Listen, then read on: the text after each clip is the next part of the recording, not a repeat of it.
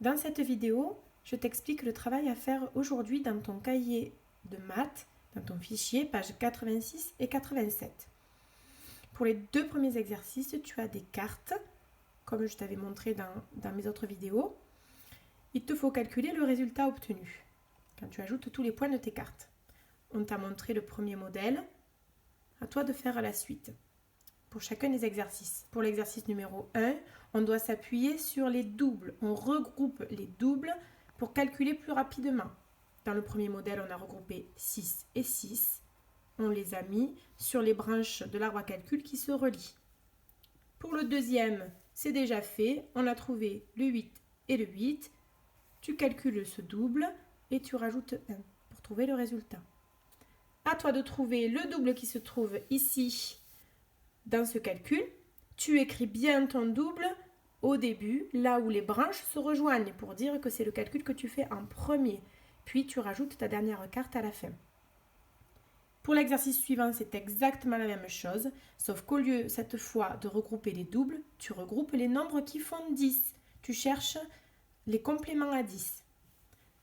3 et 7 pour le premier modèle, qui font 10, et je rajoute la carte 5 après. D'accord? La carte 3, la carte 7, ça me fait 10, puis je rajoute 5. J'arrive à 15. Je continue pour le deuxième et le troisième calcul. Pour le deuxième, on t'a donné déjà la réponse du complément à 10. On a choisi 4 et 6. À toi de trouver celui qu'il va y avoir pour le dernier exercice.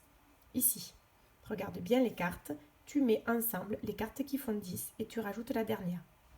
Pour l'exercice numéro 3, cette fois plus de cartes, seulement des nombres. Tu calcules selon les branches de ton arbre à calcul. Regarde bien, tu commences toujours par calculer les branches qui se relient. Puis tu rajoutes ton nombre à la fin. Tu verras, tu vas te rendre compte qu'on a relié ensemble les nombres stratégiquement, c'est-à-dire comme ici, 6 et 4 qui font 10 pour faciliter le calcul. Exercice numéro 4, cette fois plus d'arbres à calcul, mais le principe reste le même. On calcule en priorité les nombres qui sont entourés et on rajoute le dernier restant. On remarque 9 et 1, ça fait 10. On l'écrit, on rajoute le 4 après.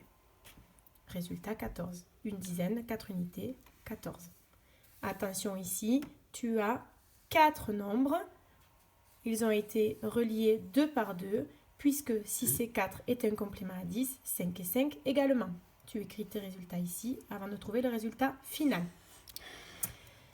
Pour l'exercice numéro 5, cette fois c'est à toi de faire. Tu soulignes les compléments à 10, souligne ce qui fait 10 et tu calcules. Comme dans l'exemple, on a trouvé que 1 plus 9, ça faisait 10.